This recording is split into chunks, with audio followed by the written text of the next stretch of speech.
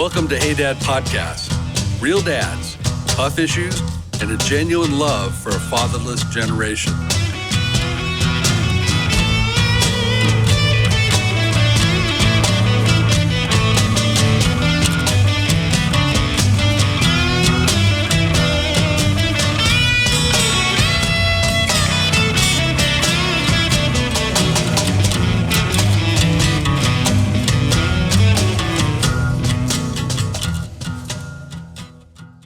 Hello, everyone. I'm Rick Rivera. I'm here with Frank Lamelli and Chris Lawler. Howdy. This is Hey Dad Podcast, a father's voice to a fatherless generation. Hey, guys, today's topic, quitting your job. When to quit, how to quit. We want to show you this video first, and we'll jump in right after it's done. Okay. All right. Ready? Okay. My name's I've worked in this hotel, the Providence Renaissance, for 3.5 years. They treat us like shit here, and I'm going to go in and quit right now with the help of my bandmates in the What Cheer Brigade. Woo! Alright, so here we go through the employee entrance now.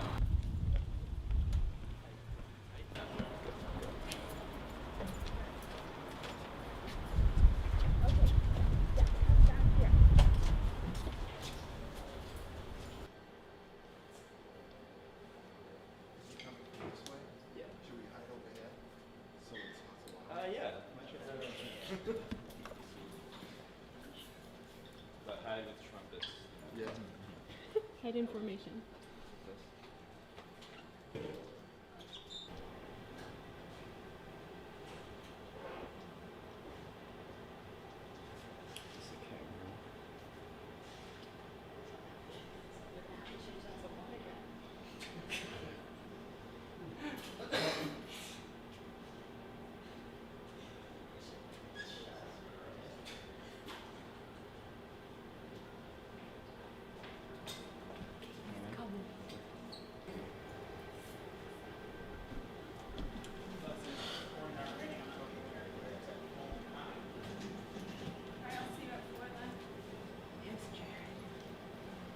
What the hell is this?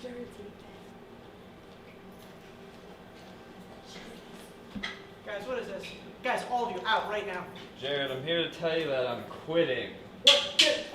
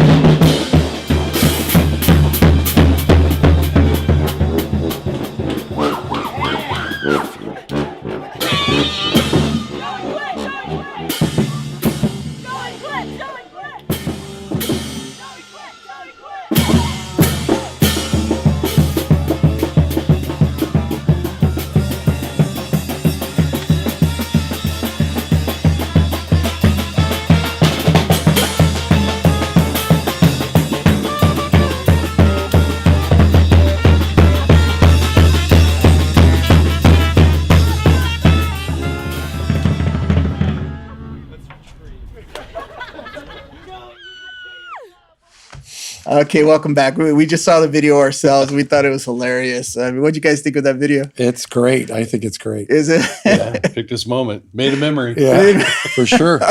That's for sure. Yeah, but did he burn a bridge? Yeah, pretty much. Pretty much. Probably a bridge he didn't care about, though. Yeah, I probably wouldn't care about that. I thought that's just classic. That kid, that's a brilliant idea. I thought it was funny. I've been a boss or a manager and director for many years. And if someone quit like that on me, I would be like, I would have got a kick out of it. I would have said, that's the way you quit. I would have too. I think that would have been like it took a lot of work and a lot of guts to do so. Yeah, but you could tell when that boss came around the corner, he was a piece of work. You could read him so fast. Exactly. Everybody out of here. Exactly. It's like, that's a guy you want to have Right. quit party over. Yeah. Exactly. You know? And then he didn't even find it funny. He seemed to get even more angry. I'm like, how do you get angry at that? Oh, that's so funny. That was good. So, guys, here's the subject: how to quit a job.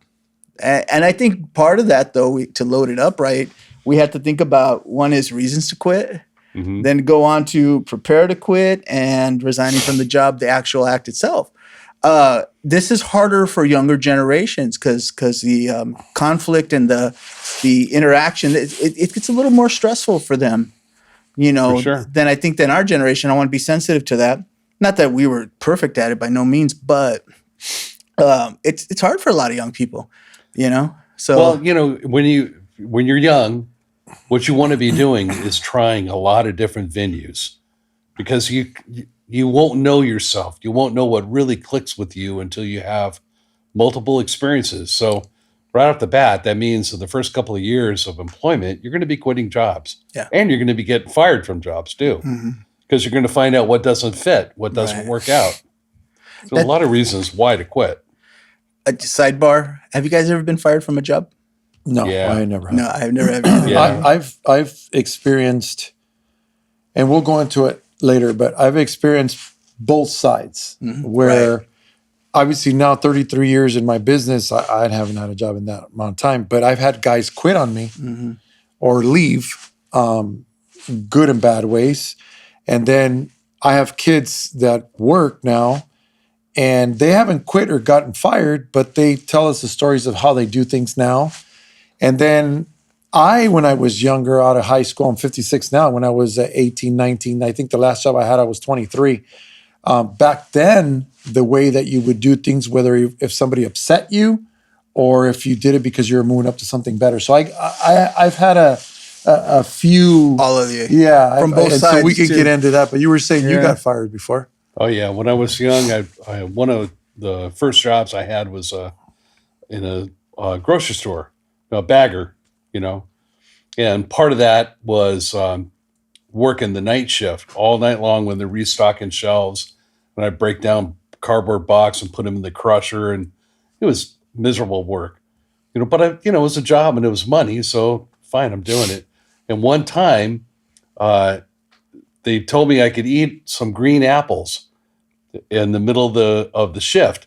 And so I ate 3 of these things and they just made me so sick. And they fired me for throwing up on the floor. Store wasn't even open. Oh my god. Store's not open, but they thought, you're just faking it. It's like, Oh, really? Like it's all there. But I was so happy to go. It's like, God, man, throw me in the briar patch because I needed to get out of there. But that had to be a pretty ruthless environment if they're firing you because you got sick. Yeah, it was. It was. So, the thing about the reason why not to quit a job is you want to extract from that job something you can take with you to the next job. Right. Yeah. So don't let yourself get quit, even if it's miserable. Don't walk away from a job until you pull something out of that job. Now, what is the thing you're going to pull out of a job that's worth having in the next experience you have? The number one thing is learn how to work with jerks. Yeah. That's a big one. Because That's what a big happens one. when you get your dream job, the thing you always wanted to do, but the boss is just a jerk. Yeah. Yeah. You want to have that skill so he can't take you down, Exactly. you know? Tolerating. That jerk in that one job, he's going to be at every job you go to with just a different Somewhere. face. Yeah, that's right. The nice person's going to be there. The mean one, the backstabber. All those players are going to be there just with different faces. So you got to learn how to deal with that. Watch reruns of The Office. All the personalities are there. Exactly. Yeah. We have Right. actually. Yeah. We have seen that. My daughter was into that and we got to see it. It's crazy. Oh, the series, yeah. So well, let's start with this. Okay, so you ever been fired? Have you ever quit? I have. Let's say walk out quit. Let's go a little dramatic because we've all had. Okay, so one job I had, I actually did it correctly, which I got an opportunity to move up somewhere else. Went to the boss, 2 weeks, the guy was really cool. He says, well, thank you, and all that. 2 weeks came, I moved on. I told the other employer that I had to give so that was great.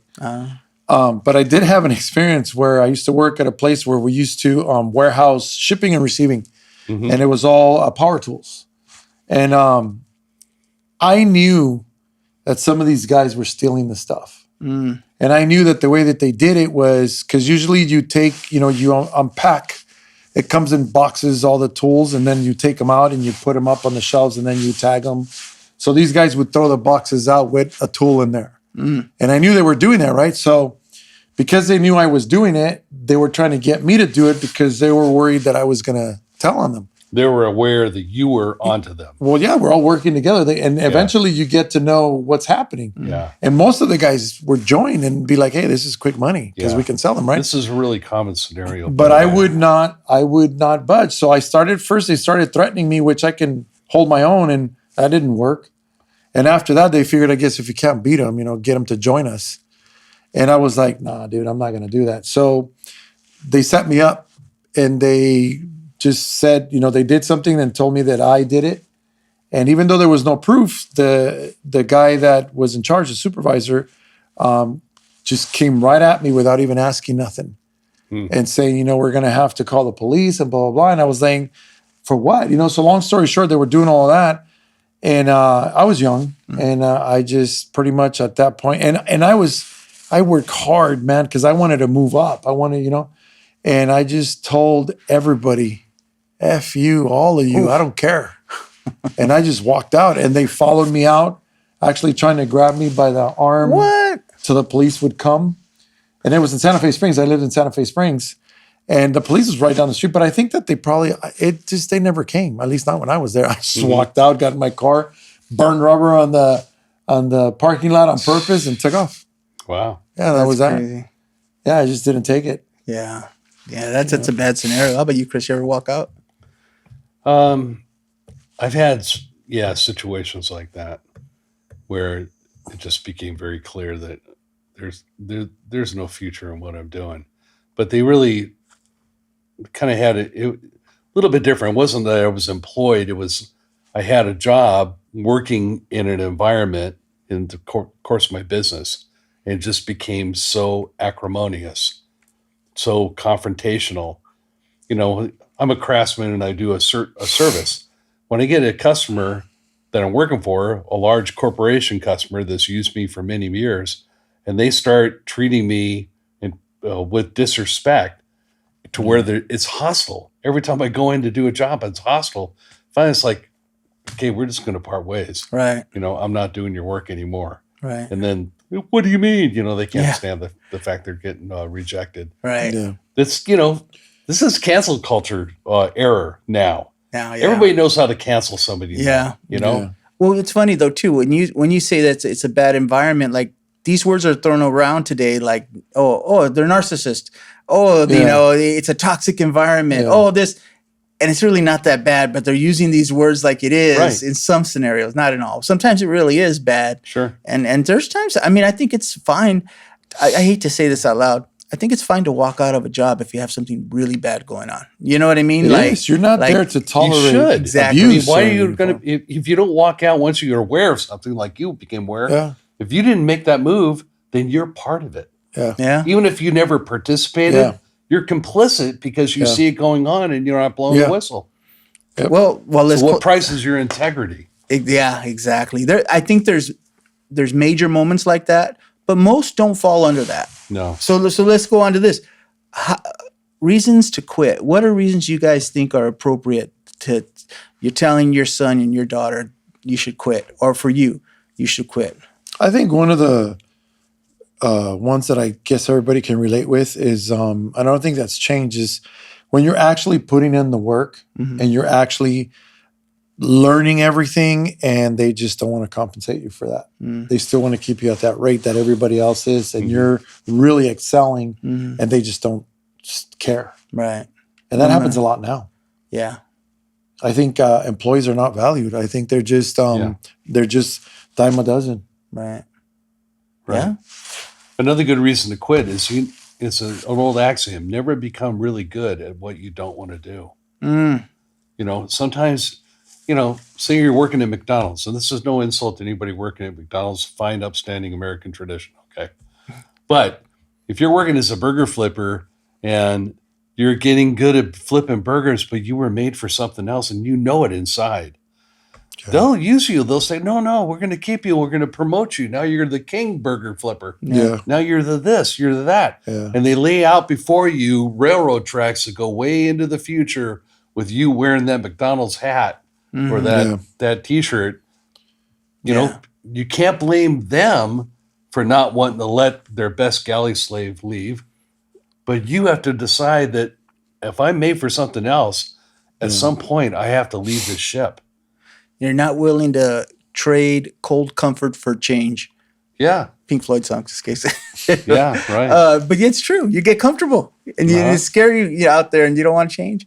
You know, there's also sometimes it really is a bad environment. It's a toxic environment. You have abusive boss, or there's this whole little clique in there, and they're just being ruthless on you, and that mean girl thing, you know. And then they're in there coming at you, and you got these people talking about you. And for some people, they dread going into work. I've had a job where I dread it. Man, on the night before, the Sunday, I dread all day thinking about going to work the next day. That's a horrible feeling, man. Well, you know, the transition that I made from, so finally I got the last job I had, I was a maintenance mechanic. I got into that gig, and I didn't know anything about it, but I came in as a maintenance mechanic apprentice, and I learned really quick. I'm really good with my hands, so I'm really, and it's union. And so great benefits, 401k, all that stuff back then at a young age. You know, I was a young father at 23. I got my girlfriend pregnant, and then we got married and all that. But I needed to get something good. So one of my friends got me in there, but I hated it. This is where they made envelopes. It was an envelope company. And I had graveyard because it's seniority, you know, so I was graveyard. And I remember at first it was like, okay, good, union job, you know, great benefits, insurance, all that, you know, that's perfect. And it was good money. It really was. But I just hate it. It's not what like you said, I knew that wasn't what I wanted to do. And I remember sometimes feeling so bummed out because there's nothing going on graveyard. Yeah. You know, they have 20 machines, but only 3 machines on graveyard. I don't even think, well, it doesn't make any sense. Why they even run these 3 machines? Yeah. You know, but I had a job, and I remember sitting there like 8 hours, man, and the clock would seem to go backwards. Yeah, exactly. And, you know, and loud is like, da, da, da, da, da, da, you know, and I remember for days, and I was there for, I think it was like 3 years or something like that. Finally, in that same job, I moved to a swing shift, and one of my buddies would do side work painting homes. And one day he goes, hey, man, he goes, you want to make some extra cash? And I'm like, sure, I'm a hustler. I'll do it. So I went and I started helping him. And, you know, we'd work from whatever job we do in the morning and then go to swing shift, you know, and then get out of work all tired, go to sleep, and then go to a job again in the morning. And I did that for the 3 years because it started early on, and I loved it. I didn't love so much the painting, but we were at different places all the time. Right. You know? And he was paying me pretty good. I thought it wasn't better than my union job, but it was pretty good side money, you know? Yeah. So I started asking him questions about, hey, man, so, you know, how about this? How about that? How do you do this? Long story short, in the second year, in the middle of the third year that I was there, I got really good at it. And I met this man, and this man says, do you have a license? And I said, what is that? Like a contractor's license. I said, oh, I didn't know you have to have one. He goes, I'll tell you what, if you get your license in 6 months, he says, I need a painter. I'm gonna land, they already told me I'm gonna get Bank of America. The whole chain. He's getting from San Diego all the way to the Valley.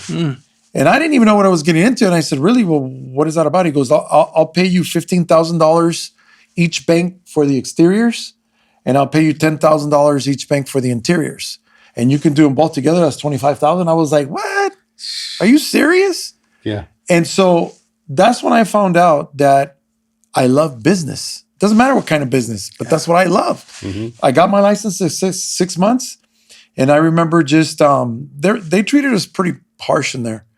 And I remember that the supervisor had it in for everybody. He used to tell me I was going to amount to nothing and all that. And I never let that bother me, but he just didn't like me. I went in there one day, and I said, I just came in to tell you, kind of like Johnny, without the band. Yeah. I went in there, I said, I just come in to tell you that I'm not coming back, man. And he goes, just go to your machine. I said, I'm telling you, I'm not coming back. I'll see you later. And I just walked right out. You walked out? Yeah. And he was upset. And then my friends told me that they were having trouble because I ran 3 machines. At that time, after 3 years, I was pretty good. Right. And they just had a hard time. But it was like, Yeah. oh my gosh, man. It was like a bird that just learned how to fly and you're like, you're free. Yeah. It was awesome. Well, you know what gives you freedom to make a move like that? Actually, let me rephrase that. What nails you, your trap closed, is when you get in debt. You get a bad job and you get that car, and then you get a girlfriend, and then you get this and that, and you need the money. You have to work. Man, you are hooked like a heroin addict now. And you know what? Look, let me tell That's you what will something. get you stuck in a factory all your life. Yep. My thing wasn't debt. I was taught to be really good with my money. But because I got my girlfriend pregnant and I got married right away, so now I have a family. Yeah. Right. And I wasn't Needs. planning on it, Yeah. but by the grace of God in my heart, I wasn't one of those lame dads that is like, well, whatever, dude. I'm Right. just, no, I was like, I got to take care of them. So I thought now it's even more important to me that I do something good, Right. something that really is going to benefit me. So I was already with a baby, a wife, living with my parents before we were going to rent a house. And then I took a leap of faith. It was scary. Yeah. I got my license, everything. That was all great. Like, yeah. But then when the reality came of quitting and going on my own, Yeah. I was going to fend for myself. Right. And I was like, okay, I'm not going to try. I got to do this. All right. And that's the mentality that I had. But I was scared. Yeah. And I jumped up. But when I felt that freedom, I thought, this is going to work, man. Yeah. This has got to work. Yeah. And ever since then, 33 years later, That's awesome. my wife's not with me, but unfortunately that didn't work out. But I remarried, I'm good. But 33 years later, God is good. Yeah. Well, one of the reasons I think about quitting that I would allow myself or tell one of my children to quit an abusive environment. Yeah. But see, people have to understand this. It's your company's obligation to have an environment that's reasonable. So if you have, for a young woman, oh my gosh, if my daughter told me the boss was hitting on her in a vulgar way, I don't blame a guy for asking a girl out, thinks she's pretty. I think that's fine. But if he gets vulgar, rude, he's a married guy trying to get weird, Uses his power. I would go put that in check. That's different to me. But what I would say is, let's say it's something less than that, where they're just being rude to you, or they don't like you, or they say rude things. You can go to your company. And your HR department has a responsibility of protecting you. And you can tell them, hey, they're doing this and I don't like that. It does create an uncomfortable environment, but it's okay. The company needs that. It helps the company to learn. And once a manager or an employee gets put in check for something like that, now they're more watchful the second time, so they'll be more careful. So you're almost helping the people coming down the road as well. You know what, Rick? I have a 21-year-old daughter and I have a 19-year-old son. My 19-year-old son is a blessing because he works for a brother that's in our church. Right. But my daughter works in the restaurant industry. And through her experiences, and then I know a couple of kids that work at a Home Depot. Mm-hmm. And they're like 19, 20, 21, 22. One of the things that I used to exercise a lot, HR. Mm-hmm. We had that. And you'd go to HR for every problem, or if you're a union, you file grievances and all that kind of stuff, right? HR is human resources. Human resources, yes. Right. And I know that still to this day they have those departments, right? But one of the things that I've learned is that I don't know if it's because of insecurity or fear or I don't know what it is, that this young generation now tolerates a lot of stuff, and I don't know if it's just like boom, or they just really see it as like whatever. But my daughter deals with the homeless that are around that area. Yeah. And they come into the restaurant. The manager is just as young as she is. Right. She's not dumb, but they're not skilled to handle those type of situations. Right. To where my daughter has actually stepped in and handled those situations. And then she's ridiculed. And some other person that was sitting there eating, where she's looking out for the people that are eating, puts in a what is it called? An order? They write a oh my gosh, a complaint? What is it called? Yeah, like they submit a complaint or about an employee through the internet on the app. You know what I'm saying? And so they feel like, well, I don't know what I should do because when I do this happens. And if I don't do that, then this happens. So they just brush it off like whatever. Yeah. And so I've learned that even the people in the higher positions like supervisors or managers, they're young kids as well. Right. And amongst themselves, it's kind of like they create this friendship where they just watch each other's backs, but they don't practice the things that we used to go to the human resources or grievances or your supervisor, hey, this is going on. And the supervisor come out and say, hey, guys, what's happening? They kind of pretty much handle it all themselves. Well, but see, that's the thing. HR is a tool. If your manager's not handling it, or if your manager's the problem, you can go to HR. Yeah. And they're held accountable for HR. And we've told her that, but she's like, nah, it's all right. I used to tell my employees all the time, if you don't like what I'm saying, that's fine. You have an option here. HR is your advocate. Yeah. You can go to HR. Now, so there's good and bad HRs out there. Yeah. But it's something you have an option to. Because you may have a really good job that you don't want to lose. And you have toxic people in there being ugly and mean. And, and so it's okay. You could practice and fight for the job you want to keep if you want to keep it. Right. So, but if something's too toxic and it's stressing you too much. Yeah. And I mean, part of me, okay, when you're raised poor, you think differently. It's more about survival. Yeah. So you put up with a lot. Yeah. You learn to put up with a lot. When you got kids, you learn to put up with a lot. Yeah. That's a different story. But what the answer I would like to give is, if that's causing you that much pain in your life, oh my gosh, move on. I'll say it this way: if your boss is a horrible person, and the way when I heard this said, they use the word a-hole. When your boss is a horrible person, quit. Don't put up with that. They're not going to change. The best you can do is end up with a contentious, tension-filled environment. Work and life are hard enough. Why do you want to have that too? But I do think there's reasons to quit an environment that's too stressful, that's too difficult, a job with no upward mobility. Like you're saying, the burger flipper. So you're going to become the best burger flipper. Maybe you want more, and that's fine. So it's a job like that. Or maybe you feel like you're being passed by. You should have been given that promotion, and this company's not going to give you that promotion. Yeah. They're going to give it to the people who they like or their friends who they bring in. All that happens. That's just real life stuff. So in those situations, I would say, leave. But the one thing I want to say is, when you leave, prepare to quit. Yeah. Try not to just walk out. Now, there are circumstances to walk out, but for the most part, those extremes usually aren't there. But prepare to quit. So how do you prepare to quit? Okay, here's my thought. Don't quit until you have another job lined up. Yep. That's one. Yeah. See, because let's say you're in a toxic environment. Why do you let them make your playbook? Yeah. Okay, I don't like you people. You people are wrong and mean and ugly, and that shouldn't be allowed to happen. I'm going to quit, but I'm going to line up a job first. Yeah.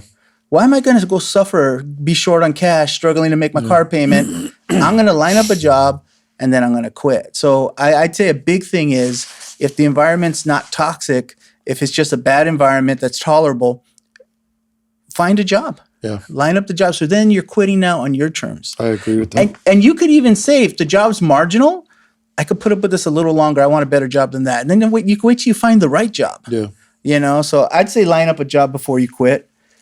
And in preparing to have that conversation with your manager, your resignation conversation, write out the points of why you're quitting. Yeah. Be thoughtful about it. Don't be like the guy with that band and the middle finger flying. No, I'm not talking about that. But go into a meeting and know what you're going to say. And so bullet point out why you're quitting.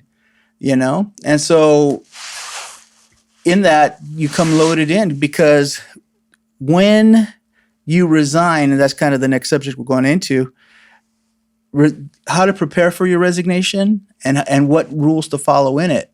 So one thing is, write out your points why you're leaving. Now, you could water it down too. You don't have to be, well, you're a moron, and that you're a moron, your boss is a bigger moron than you. That makes you worse, and that makes your moron-esque 2 times. Don't go in like that. Try to leave on good terms. Yeah.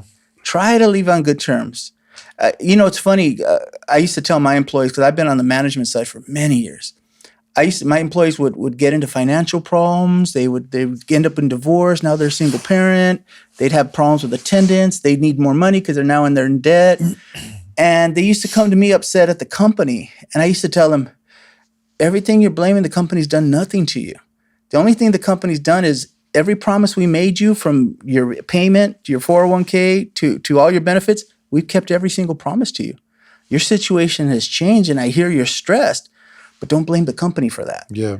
So those are the pushbacks I would have in these conversations, because I'd want them to realize, man, the company's the only one who hasn't lied to me in this, And there are companies who do lie, but I'm talking about where I came from. But have the reasons why you're leaving written out, thought through. So when you have that conversation, because the way I think about it is from my kids' perspectives, it's very uncomfortable. It's a hard conversation being seasoned in life. But when you're younger and you're speaking to someone who's old enough to be your father or someone older than you, man, it's tough. Well, you don't really have to explain yourself. I mean, in a sense, when it's time to go, it's like, it's just time for me to move on. I was gonna say that's true too. I was gonna say I'm not against you, but I'm with you. It's like this. If it's horrible, I don't know if this. I'm not telling you to do this, but if it's a really horrible situation, I'm out. Yeah. Regardless, I don't care. I'm out because I don't need to be taking other people's abuse. If it's a borderline thing where it's a dead end and it's just not happening, I'm giving it my 2 weeks. I'm out. I wouldn't sit down and explain. I'm not going to be rude about it. I'm not going to be mean about it. But I don't think they deserve for me to explain the reasons why. You're just inviting an argument anyway. Well, but if it was a good job, like a really good job, and they were really good to me, I think that's when you sit down and say thank you for the opportunity. I need to grow. I need more money. Hope you can understand that. See, I like that path better. I'll tell you why. Every time I hired people, I always called their references. Yeah. Always. Because when you're a hiring manager, well, you guys have hired people for your companies, man, you don't want the messy people. No. And they pretend to be normal really well. And then after that 90 days up with that probationary period, man, they start going sideways and you're like, wait a minute, you faked it really well. You had me. So I started calling references. If I saw too many jobs on a reference, I have no interest. I need someone who can hold down a job. That's important. If they're young, it's more forgivable. If they were a student transferring between jobs, I get that. That's fine. It's not a one size fits all, but usually. But the thing is, I'd call the references. And the one thing when you call a reference, even if they didn't like the person, they don't want to mess up the next job for them, And so the one question I would ask is, well, if there's one area this person needs improvement, what would you say it is?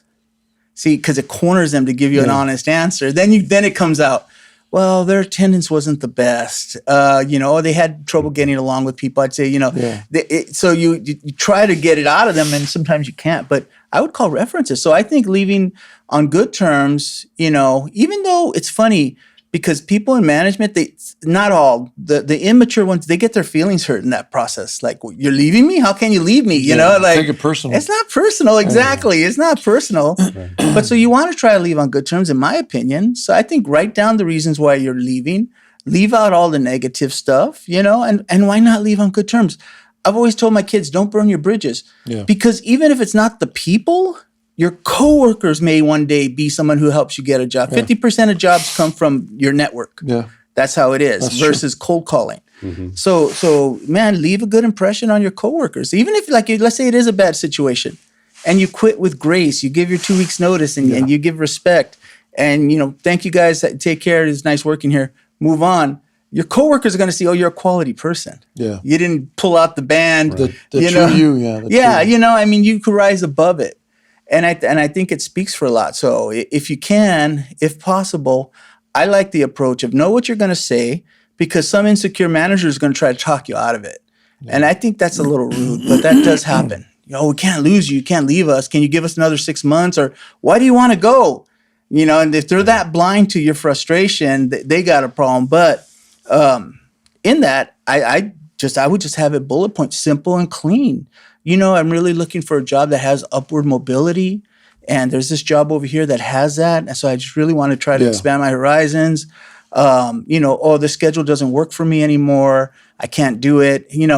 50 ways Yeah. to leave your employer. Yeah. No, Just get out the back, Jack. Yeah. Make a new plans, man. I had a friend that actually worked at a company. It's sales, Yeah. and he, salesmen are always moving because they're looking for the bigger, piece of the pie. And so he was really good at a very young age. He was really good. His boss really liked him, but he asked his boss for a raise, which they gave him like 2 or 3, but then it just hit the ceiling and that was it. And then he found somewhere where he could make more money, and he went back to him and he told him that, he didn't tell him specifics, but he was very thankful, and the boss understood. And he says, we hate to lose you, but you're really good. You're going to do very well. Long story short, he left with that company, and that company did treat him good. His boss calls him 2 years later and says, hey, you still working for that company? How's it working out? He says, actually, they've been really good. He goes, I'm going to be, meeting with them soon about getting a little bit more money and maybe changing positions and stuff. And he goes, well, something just opened up. And I was talking to the team thinking that you would probably be the guy. I just wanted to see how you were doing. He says, actually, there's a position here. He goes, have they offered you anything? He goes, well, I'm going to ask for this. He goes, consider it done. See? He went back. Not burning bridges. Yeah, he went back. I've done that with employees. Exceptional employees. I would tell them, you got 60 days. If you come back, I'm hiring you on. Yeah. You got, and that would take so much stress off them from changing jobs. They so appreciate. Not everyone. I would say maybe 2 out of 10 I offered that to, because they were those all-stars and you hated to lose them. Another thing, though, if you like your job a lot and another job offer comes in, I think it's fine to go to your employer and say, hey, listen, I got this here. What can you do for me? I want to stay. I love everybody here. I love the job. Let your employer, because when the reality of losing you comes, it loosens up those purse strings from your employer. Yeah. So at least give them a fighting chance to get you. Just don't jump at the job if you like the job you're at. So Now, I can give you some advice from an employee's perspective, because I employ people all the time. In the construction trade, there's people all the time. But I have key guys that have come to me and they didn't know a whole lot. And they've been with me 8, 9 years. And they've grown to become excellent employees. I move them up to supervisors. The pay goes up, and there's a pay rate that goes from having your tools, your skills, your transportation. You pay more and more, pay your gas, all that stuff. Now, I've been done 2 ways. I've had guys that I really cared for, and all of a sudden they leave me hanging because somebody offered them another $1 when they could have just talked to me and said, and hey, they just bolted on you like that. and you know what I would have done? I'll give you $3. Right. Because they're so good, not only at their trade, but their attitudes and their skill, the way they handle themselves. I trust them. A lot of times you cut yourself short, Yeah. because if you have 7, 8 years with someone, I mean, come on, we're like family. Yeah. And then there's other guys that have come to me and said, hey, I need to make a little bit of extra money. I was wondering if it's okay if I work with you, but I'm going to take a couple of side jobs. And I said, why don't you do this? Because they have an opportunity for some reason, and that week they can make double because somebody knows that they're working for someone else. But in order for them to help get that job out, they'll offer more money. Right. So I said, when are you coming back? Or are you coming back? No, just 2 weeks. And I said, go for it. But I'm going to have my job. You'll have your job. See. I don't want to lose them. Yeah. And I want him to You want excel. him to do well. Yeah. And they come back twice as strong because they appreciate the fact. Right. So I've had the guys that leave me hanging, and I have the guys that actually have told me, we're going to be moving to another state. Thank you so much for everything you've done. We're going to try something different. But if I was to come back, I said, you have your job. And there's a couple guys that have come back. I think what makes that kind of situation possible is when an employee, somebody that is just entering the workforce, number one thing is you are the manager of yourself. You don't work for any other company. You work for yourself. Oh. So split yourself in two. Part of you is a manager and the other part is the talent. Yeah. Okay. So your job is to shepherd yourself into the best employment situation you can get and to manage yourself within that employment situation Right. to create value everywhere. In fact, the strongest position you want to be is for that employer to say, oh man, I cannot, you can't leave. Can't leave. Be that guy. I want you so bad. I jumped the guy Can't from quit you. You know. I jumped the guy from 30 to 40. Yeah. And he was asking for $3. Yeah. And I said, you know what, dude? I need you. You got to put a lock And on I him, tell huh? you what, I'm going to Yeah. move you up to supervisor and I'm going to give you $40. And he's like, Right. really? I go, yeah. Right. I go, I really value you. You're excellent. I mean, come on. But see, when you're a manager of yourself and you really put that hat on in whatever environment of work you're working for, you have to see, how am I creating value for this company? Yeah. Because the company is not paying me money. I'm creating money. Yeah. Right. And then the company is letting me have some of it. And they're Right. taking a piece of it for themselves. Right. So any environment you go into, you think of in terms of, I'm the one responsible to create the value that I'll be paid from. Yeah. If you take that responsibility upon yourself, it flips the paradigm. You're not a person angry at the boss because the boss didn't give you what you need. Yeah. You chew the problem from the boss's end. It's like, how can I create more value so that I can get more money, what I need? Right. And that way, when you run into the situation where you kind of expended that work experience, and I realize I'm not really going to be a pipe fitter the rest of my life, Yeah. then you can make wise decisions that put you in a really favorable light with not only the employer you're about to leave, but also the employers you're going to go to Right. Yeah. by And, creating a blessing. and you know what? There's two things that I do. One is I tell them, because of you, I'm able to get to where I'm at. And because of that, I'm bringing you with me. Right. So I want to see, I don't want to just get paid and put it in my pockets. I want to share the wealth because of you guys. I can't do this whole thing myself. Right. So I want you to know that you're very important. And I'm going to make sure that I treat you in that way. And you know what? I've never had any complaints. The advice that I wanted to give from my experience, and I tell these guys, the new guys to the older guys, the key to all of this, the key to success and what I've experienced is communication. Communicate with one another. If there's an emergency, if you're going through something tough, if you can't find a door because of debt, if you need more money because you've been me with a long time and you figure I'm taking too long to give you more, talk to me. Yeah. It doesn't make me mad if you don't show up because you feel you have a little cold, or it doesn't make me mad because your kid, something happened at school and you can, I'm a parent too. I'm a husband too. The thing is don't leave me hanging. Right. Because I can pull it out, I can pull it off, but it takes so much energy at the last minute to not let that client look like you don't know what you're doing. Yeah. Because your guy didn't show up and you're like, yeah, he'll be here. He hardly ever does this. I don't know what, and then you end up looking really bad and you lose clientele. And when I lose clientele, it's not that I lose clientele, we lose clientele. Right. Right. We lose the opportunity for more work. Yeah, you just don't get that. I used to have an employee that he would have a great week.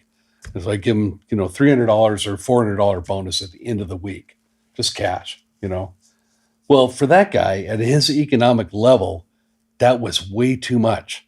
He was a guy that if you gave him $75, he'd say, "Oh man, I got 75." But when you give him $300 or $400, like I can't even wrap my head around that. How many 75s is that?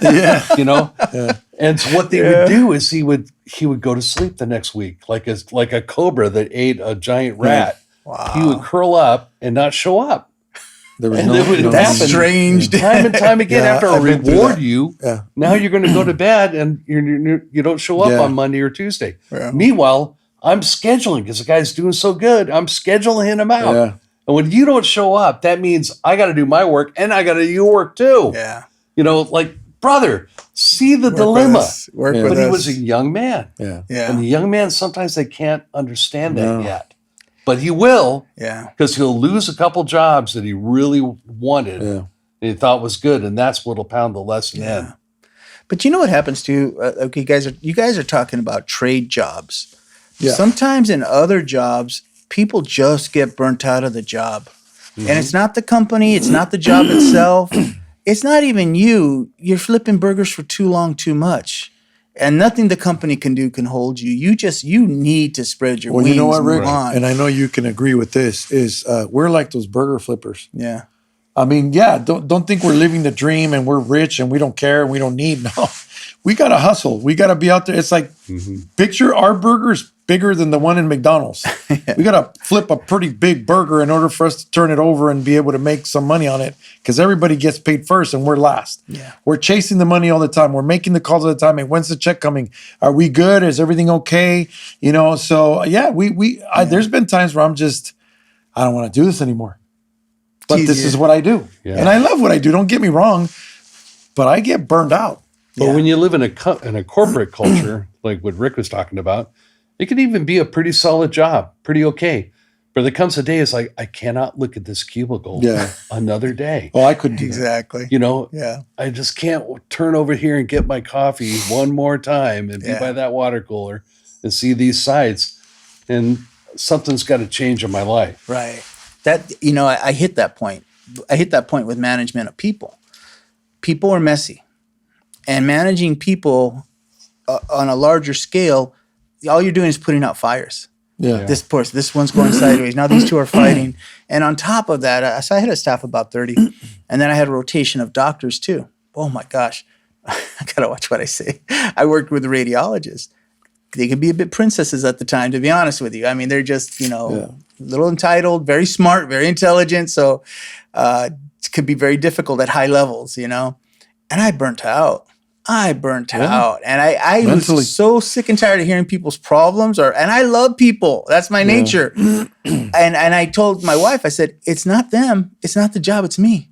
I've been doing this 25 years. Yeah. And I don't want to hear it anymore. I don't want to have another employee come to my office and start crying because their family's. Are you a pastor or are you a business? That sounds exactly like a pastor. Honestly, yes. You have to carry a booth with you. Honestly, yeah. But because you think about it, well, you guys know you've hired people. They're dependent on you. This is an interdependent. And I always took employees serious. Guys. It is. People depend on us. That's pressure, man. That makes us go out there and get more work because we don't want to lose the good guy. Exactly. Or somebody's going to take them. Yeah. And then it goes both ways too, because they're trusting you with the financial support of their family. I always took that serious. I always felt like a burden with that. Yeah. I fired people, but anytime I fired them, they always knew why they were being fired. So I never blindsided anyone. I wouldn't build up this resentment, get tired of you, then, dude, you're gone. Nah, we were going to have 3 or 4 serious conversations. Right. So when it finally came, it's like, I know why you're doing that. I don't agree with you, but I know why. So just got burnt out. And now I thank God now I'm in a position where I'm more of a consultant within a company, a very big company. And I love this position. You know, and if I had to go back to do it, I would do what I have to do to survive, and that's just it. But I've said it many times. I'll throw on the bags and go back to work. I mean, it's probably going to take me a little bit because I'll be sore as heck. I haven't done it in a while, but you got to get conditioned to get out. Yeah. And you know what? Another thing too, guys. I think one of the things, even at a very young age, I think it's important that not only do you have a vision or an idea of what kind of work you want to do, but you got to create something that you love to do outside of work. And they know. Pick up a hobby, do some kind of thing. We all have something that we do outside of what we do. You know, art, which is pretty much art, and the music and literally art, sculpting, painting, whatever. That helps me get through so much because things don't go right most of the time. 90% of the time, things don't go right at work. Yeah, I mean, you're dealing with clients, employees, you know, money, contracts. Right, and if that's all you got, then you're pounding that constantly. Yeah. And having that one thing, like your artwork, something on the side, takes so much pressure off of your work. Yeah. It's your happy place. It's your mind a place to rest. And it could be anything. It doesn't have to be expensive. You can draw. I mean, I talk about these things. This is what I do. I can draw. I can paint. I can sculpt. I love art, and that's what I do. And I have other hobbies like restoring cars. But that's, you know, it took me a while to get to that point because it is expensive. But what I'm saying is, there's so many different things, man. Like, you know, like the bow, what is it called? Like crossbow? Crossbow. I mean, so many different things. Racquetball. I used to do racquetball. I used to do the 10 speeds. I mean, you need something where you can just get away from it all. And it's just you and even a group of friends or just you by yourself. Most of the time I fly solo when I do my hobbies because I like to spend me time. I don't get to do it a whole lot. But when I do it, oh my God, I take every minute of it. Yeah. And honestly, it just brings me back. brings me back and I feel good. Right. But you got to have that. You can't always be in like you said, the cubicle. I thought about that. I'm like, I wouldn't do good in a cubicle, but praise God that I'm doing what I'm doing. But if I did work and I was in a cubicle all the time, more so the reason why. Dude, even worse, my last job I had for 10 years and I had my own office, but it was like a 14 by 12 box. Yeah. No windows. I was in the middle of for 10 years. I spent going to that office every day. See, a cubicle almost seems nicer because then you can mess around and talk to your neighbors, you know. Right. So you're just sitting there putting out fires all day. Yeah, it could burn out. You got to care about yourself. We kind of spun out though. We're at the point now you're actually going to your boss and you're quitting now. Yeah. Any advice on that? What do you tell yourself at 21 years old, or what do you tell your kids? First thing I would do is if I know the day that I know that I'm going to quit this job. I mean, someday you just wake up and you realize I've crossed the border. Yeah. I'm going to quit this job. I would put the date of that departure 2 months off if you can, 3 months off maybe. And in that period of 3 months, this is where you're going to prepare for your moment. Yeah. All right. And the thing I would do is be the best employee at your position you can possibly be. I mean, absolutely be stellar. So that when you walk into their office, they smile when they see you coming. And then when you sit down and you say, it's time for me to move on and need to get another job, they have nothing but praise for you. Yeah. And they'll write you that recommendation letter. Right. They'll say, you know what, I agree, man, you're made for something else. They'll be with you. And they'll be like, you ever have a Hot Wheels set that has that track? You get that one little part where the Hot Wheel goes in there and it goes boom and it spins it and shoots it out into the track again. Yeah. You want that moment with that boss Yeah. where he spins you into your future, but you've got to earn that. Yeah. You have to. If you just decide you cross the border, I'm going to storm into my boss's face and quit, he'll probably say, well, damn right you're going to quit. I almost fired you anyway. Your attitude's been stinking for whatever. I mean, you're looking at them, but they're looking at you, studying you for the last couple of months too. Yeah.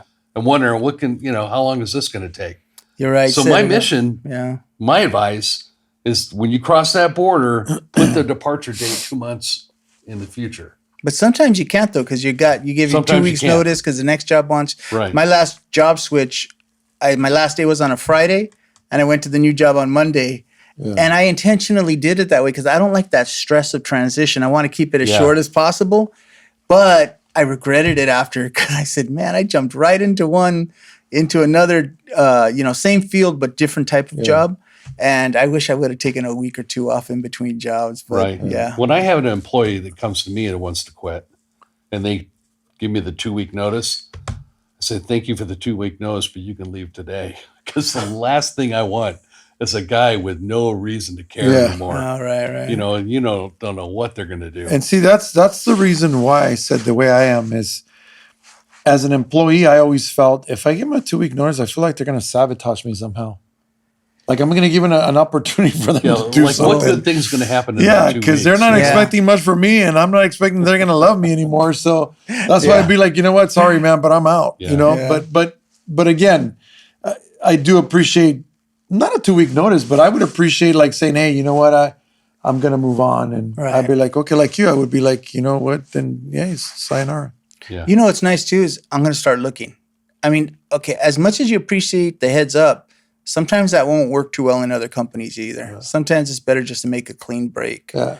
That, hey, here's my 2 weeks, I'm going to go. In my position, I've always given 30 days. I don't know if this is wrong, but I've never been a believer in the 2 week notice thing. Well, but it is though, because you guys are coming from, you guys are in the trades. It's a different type of industry. It's a different protocol. When you get into those cubicle scenarios, they depend on you and you're important. And if you drop out, the guys next to you are screwed. I mean, and so that notice, it's kind.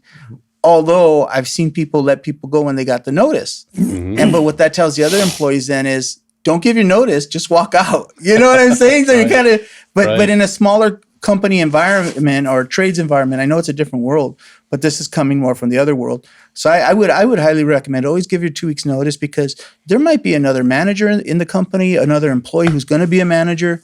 these things, man, it's a small world out there. Yeah. Well, with that thought in mind, I'm going to quit right now. Oh, no, you can't.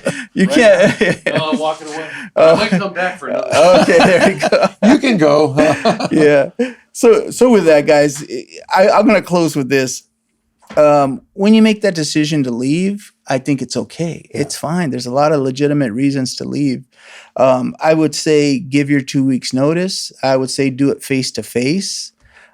Don't burn your bridges. Don't use this opportunity to blow up on everyone. I agree with that. You know, because for your own sake, you just never know. I had an employee come up one time, and he brought a typed up written resignation letter, and he goes, "Rick, it's my last day."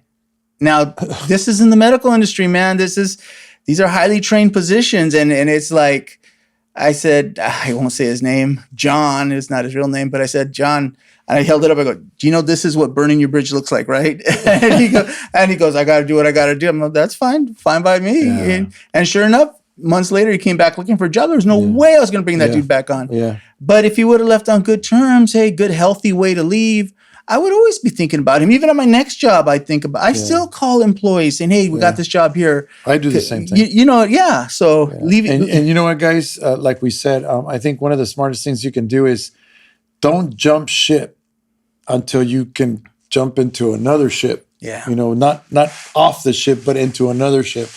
Yeah. Make sure you look for, use your free time to look for another job, get employed, and then make that transition so you just keep going. To bring us something interesting. If you're trying to advance, don't take a step down and don't take a step sideways. Yeah. Unless it's a toxic relationship, then that's different. Yeah. But don't take a step sideways. Always try to take a step up. Yeah. Is it too late to get my old job back? Yeah, you guys, we already hired you back, dude. We kept You're one of the good ones. You can get it back. Yeah, and you're so cheap, so we can't afford to lose you. You're the dream. Yeah. So, but I would say, leave on good terms. Don't burn your bridges. I would even give my resignation. I've always had to give my resignation in writing, even to his email. Even if you live at home and you have great parents, don't fall back on that, because then you can fall into a rut. It's just on your free time, look for something better. Even if it's not better pay, but a better environment. Talk to some of the people that are there and get the feel for it. But don't just jump ship because you're pissed off and then you're like, now what? Oh, man. Let me throw something out there, guys. And I'm sorry. I'm running down a rabbit hole, but you sparked my mind, Frank. Okay, you want to leave your job. You're burnt out of flipping burgers, okay? You're really burnt out. You're going to leave your job, and you come from a supportive family. A lot of people are blessed with that. A lot aren't, but a lot are. Take advantage of it. What about this conversation? Hey, Mom, Dad, I need to get a career. I've been working 3 or 4 years in the industry now. I understand I want to trade. I want to go to college. Will you support me for the next 3 years? Pitch it. Yeah. Pitch it. Mm-hmm. They may say, yeah, we'll do that. Okay, well, we told our kids, go out there. When they were first going to go out and get a job, we said, go out there, go for it. Mm-hmm. If it doesn't work out, school. Yeah. And if you go to school full time, you don't have to pay nothing here. You don't have to do it, but you're going to go to school full time, and we'll help you. Right. Exactly. But they chose to work. They're doing good at their jobs. I mean, they love it. Hey, I said, as long as you're happy. Yeah. But I will tell you this, guys. 18, 19, 20, okay, we're still offering the school thing, but 21, 22, you want to be an adult? You age out. That shit passed you out. Right. You age out. Because you can't come back at 35 and say, I want to go back to school. Yeah, the thing is, if you quit badly, if you quit like a prima donna, storming off like I just did. With a band or that other guy? Yeah. Just being a jerk, you don't think that's going to follow you? It will. It'll follow you a number of ways. It'll follow by reputation through the grapevine. Yeah. But more importantly, it follows you inside of you. Mm-hmm. It makes the next job even less tolerable. Yeah. If it's difficult.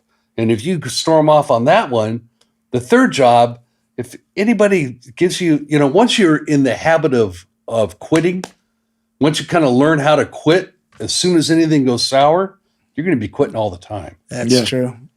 One thought that always comforted me, when Adam sinned, one of the curses on Adam is you will live by the sweat of your brow. Yeah, right. The fact that we have to work has been a curse that's been from our forefather.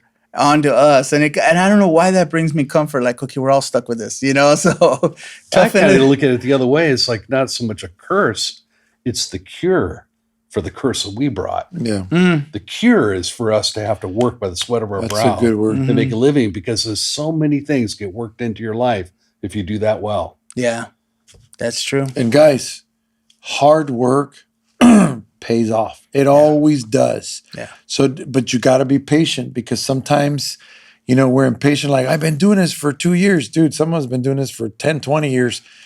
You will see the fruit. You will see it. And you just got to be patient. Yeah. And it's a good thing you said about if you have a schmuck that's your boss, learn to deal with that, because it'll make you stronger. Right. It will make you stronger. Make you stronger. And one day you could be a boss and you're going to understand the pressures. Yeah. So you'll learn through those experiences to not be that kind of schmuck to your employees.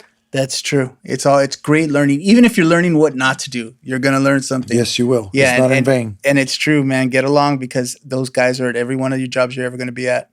So, well, with that being said, guys, let's wind it up right there. Thank you for joining us today. We look forward to seeing you in the next time. Take care.